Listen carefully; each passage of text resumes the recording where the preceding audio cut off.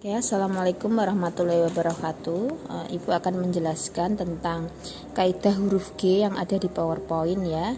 Di sana kan ada satuan suhu beraneka ragam ya. Ada satuan Celcius, satuan suhu dengan Kelvin, satuan suhu dengan Fahrenheit, sama satuan suhu dengan Reaumur. Nah, penggunaan kaidah huruf G ini seperti apa? Ya, penggunaan kaidah huruf G ya ini seperti huruf G ya. Jadi kalau misalnya untuk satuan Celcius sama Kelvin, ini ada rumus perbandingannya. Nah, misalnya Ibu ambil yang Celcius ya, berarti rumusnya apa itu? Bagian atas ya, jadi bagian atas ini sudah Ibu beri di sini. Ini adalah titik atas, sedangkan yang bawah ini adalah titik bawah. Untuk titik atas Celcius ini adalah 100, titik bawahnya adalah 0. Berarti kalau kita bikin rumus itu adalah titik atas tuh Ibu kasih nama TA ya.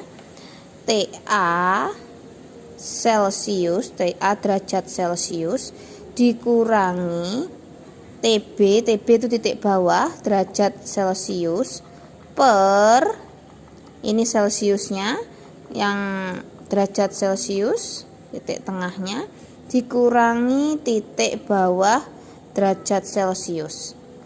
Nah, sama dengan ini titik atasnya Kelvin dikurangi titik bawahnya Kelvin. Ya kan gini kan kaidah huruf G itu. Berarti titik atasnya Kelvin dikurangi titik bawahnya Kelvin. Kaidah huruf G. Lalu yang ini seret. K atau Kelvinnya dikurangi ini per dulu. Kelvinnya dikurangi ini adalah titik bawahnya Kelvin. Lalu fungsinya apa ini? Ya, ini fungsinya adalah untuk menghitung ya, untuk menghitung soal. Jika misalnya pada soal itu diketahui suhu pada Celcius, kamu disuruh mencari suhu pada Kelvin. Nah, itu bisa pakai kaidah huruf G seperti ini. Nah, misalnya di soal diketahui suhu pada termometer Celcius itu misalnya diketahui misalnya 30 derajat Celcius ya, misalnya diketahui itu ya suhunya. Nah, kamu disuruh mencari suhu saat Kelvin ya, berapa ya? Ya berarti kamu bisa gunakan kaidah huruf G.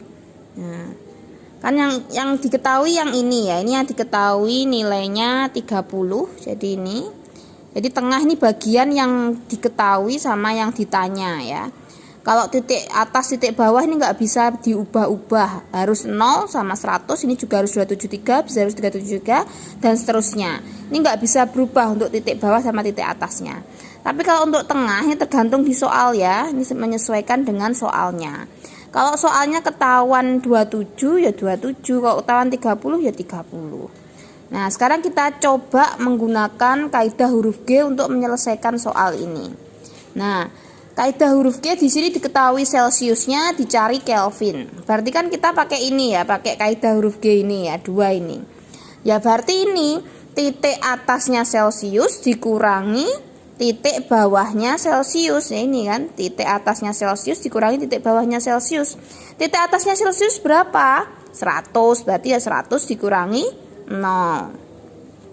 100 dikurangi 0 per Celciusnya ini ya.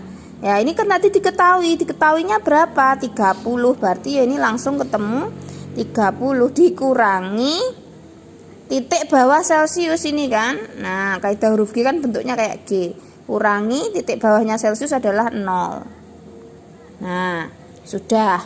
Kalau sudah, sekarang kita yang ke Kelvin. Titik atasnya Kelvin, kaidah huruf G 373 dikurangi 273. 373 dikurangi 273 per Kelvin min 273. Kelvin min 273. Kalau sudah tinggal ngitung 100 kurangi 0. Kita lanjutkan. 100 kurangi 0 100. 30 kurangi 0 30 sama dengan 373 kurangi 273, 100. Per Kelvin ini yang ditanyakan, min 273. Nah, selanjutnya ini bisa dicoret-coret ya. Nah, bisa disederhanakan. Setelah itu kita gunakan cara matematika, yaitu perkalian silang ya. Perkalian silang berarti ini dikali ini kali ini. Sehingga kita dapatkan 10 dikali K-273 sama dengan ini dikali ini, 100 dikali 3, 300. Kalau sudah, ini tinggal dihitung. Atau mau disederhanakan, ini kiri kanan kan bisa ya dicoret. Ini bisa dicoret, bisa dicoret. Nah, kalau sudah, berarti ketemu K-273 sama dengan 30. K sama dengan 30, ini pindah ke kanan jadi positif. 273 sama dengan 300 Kelvin. Nah, ini adalah penggunaan kaidah huruf G. Nanti untuk soal yang lain, misalnya disuruh mencari, tadi kan Celsiusnya yang diketahui Celsiusnya 30. Disuruh mencari Fahrenheitnya, ya sama caranya, sama. Berarti ya 100 kurangi 0 per 30 dikurangi 0 sama dengan 212 min 32 per F min 32. Nanti akan ketemu Fahrenheitnya. Sebaliknya kok ditanyakan reamurnya ketika diketahui Celsiusnya, ya berarti ya sama pakai kaidah huruf G. 100 kurangi 0 per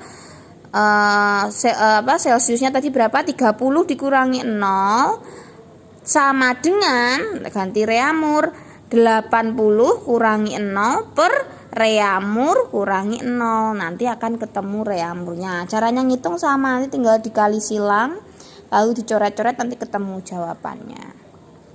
Gitu ya. Nah, ini kalau pakai kaidah huruf G. Kalau pakai rumus, Bu, misalnya tadi diketahui Celsiusnya kan diketahui 30 ini ya. Ketahui 30.